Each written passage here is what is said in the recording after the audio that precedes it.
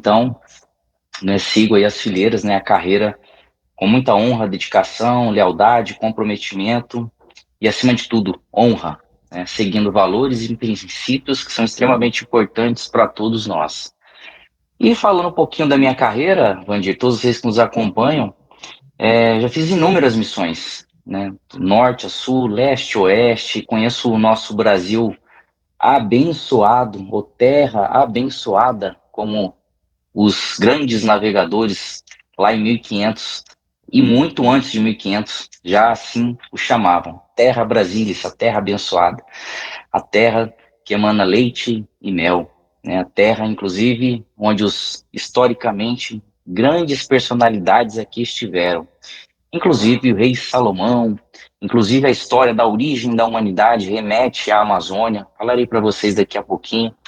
Bom, como o Vandir mesmo já mencionou, nesses 26 anos de carreira militar, eu fiz inúmeros cursos operacionais, entre eles operações no Pantanal, contra-terrorismo, enfim, são tantos cursos que a gente vai fazendo ao longo da carreira que nos capacita e nos habilita a operar em qualquer terreno no nosso território brasileiro. Não somente no Brasil, como fora do Brasil também. Eu já tive a oportunidade de fazer 2 missões pela ONU, já fiz missão com tropas estrangeiras, americanas, SEALs, Marines, né, Marinha Real Britânica, enfim, uma série de países aí, justamente por conta dessas atividades militares. Mas, Andir, tudo que eu vou falar hoje são pesquisas, né, missões que eu realizei fora da Marinha, né? O Elton, não o Sargento Elton, apenas para ficar bem claro, né? Não estou falando em nome da instituição, e sim em nome daquilo que sempre me motivou, assim como todos vocês que nos acompanham, que é essa necessidade de sabermos a verdade. Então, essa é uma breve Elton, introdução. você está falando de que estado do Brasil, que cidade nesse momento? Neste momento e atualmente eu moro aqui em Brasília, Distrito Federal. Opa, como é que está aí o clima em Brasília? Está quente, está frio? Como é que está por aí? Aqui em Brasília, clima muito agradável, ainda não chegou essa frente fria aqui, então estamos aí nas casas dos 22, 23 graus, então super tranquilo com relação a isso. Ninguém ainda tirou o casaco do armário. Tá certo. Vamos lá, vamos saber do Elton Marques, fuzileiro naval. Como começou esse entusiasmo, essa frente sua de pesquisa para saber, né, a verdade sobre esse nosso Brasil, sobre a nossa Amazônia e tantos outros lugares que você esteve? Como é que começou esse despertar pela busca do conhecimento e da pesquisa, Elton? Então, desde criança eu sempre fui muito curioso, né? Principalmente com coisas relacionadas à astronomia, ao céu, à floresta, né? À selva. E como um bom curioso que sempre fui, né? Sempre me aventurei, né? Em desbravar, em conhecer locais assim que tem uma certa diferenciação com relação a outros locais. Então eu acompanhava meu pai desde os meus 10 anos de idade, 9, 10, né, 11 anos de idade, e foi justamente em Mato Grosso do Sul, em Campo Grande, quando lá morávamos, né, em 1990, 91, até eu entrar para a Marinha em 99, eu já tinha isso, meus 11 anos, em 1991, quando meu pai sempre me chamava para acompanhá-lo em suas missões, né, ele funcionário da antiga SUCAM, né, Ministério da Saúde, atualmente, né, Fundação Nacional de Saúde. E naquela época o meu pai, ele foi o único motorista que os quilombolas que moravam na região de Furnas da Boa Sorte, né, a 40 quilômetros da cidade de Rochedo, hoje conhecido como Ravalon Zigurates, né, naquela época, em 91, apenas existiam duas maneiras de chegar naquele local. Ou era a cavalo, a pé, né? E depois, posteriormente, naquela Toyota Bandeirante 4x4, que os mais antigos aí vão lembrar, né? Atravessava até Conheci. Rio. Cheguei a conhecer. Exatamente. Então, esse fato de acompanhar o meu pai sempre me despertou muita curiosidade, porque o local que nós lá frequentávamos era uma região de difícil acesso, né? Eu estou falando de Boa Sorte, Funas da Boa Sorte, mas todos conhecem como Ravlon hoje, né? Cidade ali de Zigurates. Mas fazendo uma breve introdução, né, para chegarmos no contexto Brasil, Amazônia e mundo, eu, junto com meu pai, observávamos, né, que algumas luzes nos acompanhavam durante este caminho, né, mas até então nós não sabíamos do que se tratava. Para nós éramos alguma aeronave da Força Aérea Brasileira, justamente porque a base aérea de Campo Grande fica próximo, né, a 130 quilômetros ali do local. Então nós nunca paramos para prestar atenção nestes fenômenos que já aconteciam e acontecem até hoje. Hoje, lógico, uma maneira mais branda, mas naquela época era algo extraordinário. Até que um belo dia, antes de meu pai parar o carro para abrir a porteira, um outro veículo do outro lado da cerca, né, aquelas porteiras antigas que nós abríamos, né, colocando assim um braço até hoje, né, para poder abri-la, uma luz muito forte ficou pairando, né, à nossa frente. E meu pai ficou, não tenho notícia de que nenhum carro viria para cá esse final de semana, porque naquela época a única forma de comunicação eram os combinados, né? Ó, você ia combinar um horário para falar no orelhão com uma pessoa no outro estado.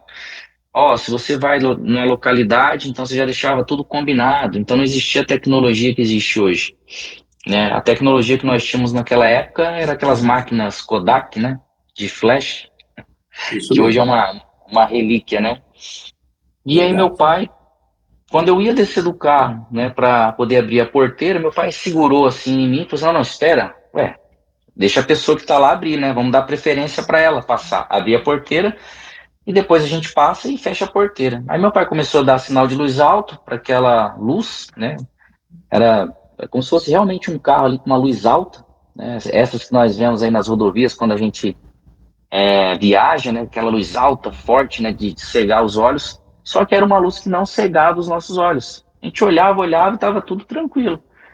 E aí, de Olha, repente, meu pai deu sinal de luz alta para aquela, né? Até então, aquele veículo, né? Que ali estava. E simplesmente essa luz começou a se deslocar para cima, né? Que nós víamos atrás da luz assim a continuidade da estrada. Lógico, estava escuro, mas pela luminosidade era possível ver, né, a estrada. E a gente ficou assustado naquele momento, né, sem saber do que se tratava. Aquela luz tomou uma proporção de uma van escolar, subiu aos céus, uma velocidade incrível, né, e a partir daquele dia a gente começou a olhar para o céu, né, ficamos assim, né, super apreensivos, preocupados, olhando se ela não ia voltar. Enfim, meu pai desceu, abriu a porteira, voltou para o carro e a gente seguiu o caminho até chegar na residência de um professor que morava lá na época. E, para nosso espanto, quando nós chegamos nesse local, né, um senhorzinho, um quilombola de 80 anos, o senhor Caetano, né, que era um dos mais antigos já naquela época, era o líder da comunidade, ele falou, né, quando nós chegamos, nós estávamos um pouco assim apreensivos, aí ele falou para o meu pai, né, seu Oswaldo, vocês viram eles, né? Aí meu pai, eles? Quem? Ah, os anjos de Deus, os anjos de luz. Aí meu pai, que anjos de luz? Meu pai é extremamente católico, né? E naquele diálogo, meu pai falou, que anjo de luz? Não, a gente não viu nenhum anjo de luz, não, a gente viu uma bola de luz. Ah, eles falaram que ia aparecer para vocês. Aí meu pai ficou com aquilo na cabeça e eu, ali pré-adolescente, ouvindo tudo aquilo ali para mim, aquilo ali era fascinante, né? Ouvir aquelas histórias, fazer parte daquele momento. E a partir dali, né, o meu pai ficou com isso encucado na cabeça e até chegou a mudar de caminho. Ele não ia mais ali pela estrada de Rochedo, ele ia pela estrada de Taboco, que tinha um caminho também que ia pela estrada de Taboco, que passava por trás ali do Morro São Sebastião. E por mais que meu pai tenha mudado de caminho, né, os avistamentos eram algo assim fenomenais, né, luzes que saíam do morro, né, iam para o céu, vinham do céu, entravam no morro. E cada vez mais passamos a observar esses fenômenos, né? Que até então para nós era um evento enigmático, não sabíamos do que se tratava, né? O que eram esses anjos de luz, né?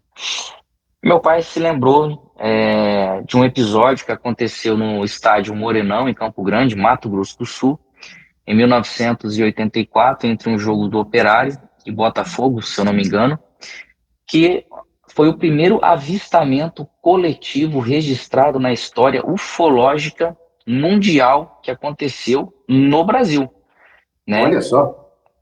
Exatamente. E vários torcedores, né, das duas equipes puderam avistar essas luzes, né, com uma velocidade impressionante, cruzavam os céus e acima do estádio, ali onde eles estavam.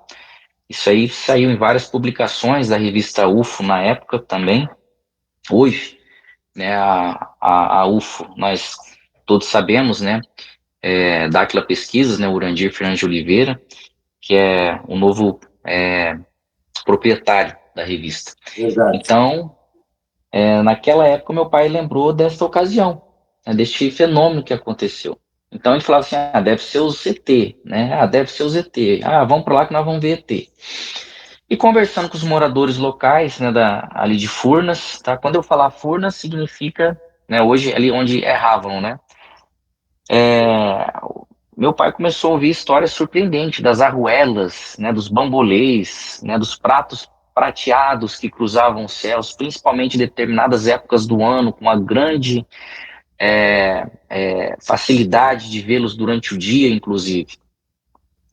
E até que um belo dia também, nós estávamos tomando chimarrão, meu pai, com o padre dele lá na tapera, e de repente uma luz translúcida pairou em cima das cabeças, né? Ficou em cima ali da tapera da gente, e a gente ficou observando aquilo, aí o senhor falou assim, não, tenha calma, eles estão nos observando, não precisa sentir medo.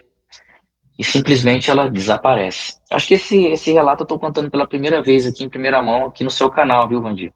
Eu não tinha falado Bacana. dessa. Eu estava conversando com meu pai esses dias e ele me lembrou deste avistamento que nós tivemos também, né, entre vários outros.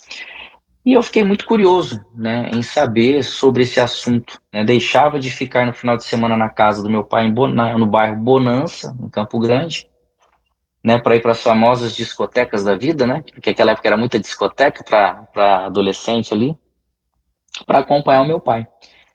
E com 11 anos de idade, movido por uma voz que me chamava, eu comecei a caminhar em direção ao morro. Hoje é o Morro do Platô, que todos conhecem, mas naquela época era tudo ali cerrado, não tinha estrada, não tinha área limpa, era o Cerrado Sul-Mato-Grossense. E guiado por essa voz, eu subi nesse morro, nesse platô, né, e ao chegar lá no topo, eu pude observar uma luz que saía do sol, mas que não queimava os meus olhos, apenas aquela sensação de amor, né, de contemplar ali o divino, né, aquele zumbido no ouvido, né, o vento parou, era como se eu estivesse dentro de uma cúpula, né, sentindo algo que eu nunca senti, né, até então na minha vida, né, esse preenchimento deste vazio, era um vazio que não existia, era um momento de ternura, de graça, e onde eu pude ali contemplar, né, dentro dessa bola de luz, logo ali no Morro do Platô tem uma elevação logo à frente, para quem é de Dáquila está nos acompanhando vai saber o local que eu estou falando, e ela ficou pairando ali, né, e eu pude, isso era por volta de 1 hora, 2 horas da tarde, acredito, né, que o sol ainda estava ali a pino, né, rumo ali ao sentido oeste, né, para se pôr, e eu pude ver, né, duas silhuetas dentro dessa bola de luz, né, duas silhuetas iguais, né, não tinha sexo, não tinha rosto, era apenas ali uma silhueta humana, né, Olha só. acredito que sei lá, 2 metros de altura, não tem como eu mensurar, e ela, e uma voz masculina, né, falou comigo, uma voz com grande ternura, com grande amor, falou assim, não tenha medo, nobre amigo. É por isso que eu chamo todo mundo de nobres amigos. Então vem desde aquela época, né? Em breve este local, né, será frequentado por muitas pessoas que aqui chegarão em busca, né, de conhecimento, né? E aquilo ali me marcou muito e simplesmente quando ela desapareceu, o sol já estava quase se pondo. Então eu não sei realmente o que aconteceu nesse lapso temporal. E eu voltei correndo pela trilha até chegar na estrada, que eu fiquei preocupado com meu pai, né, se ele iria brigar comigo. Mas aí quando eu cheguei lá, eu falei, ó, pai, já tô aqui. Moleque, vai lá almoçar.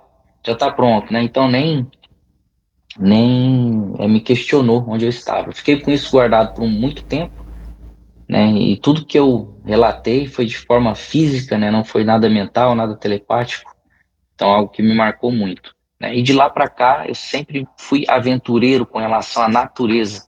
Sempre gostei de estar junto com a natureza, né? De respeitar a natureza, de entender a natureza, né? De sentir a natureza, aquela voz que nos guia quando estamos caminhando na natureza. Bom, e aí eu vou fazer um salto agora para quando eu entro na Marinha, né? Nos meus 18 anos, lógico.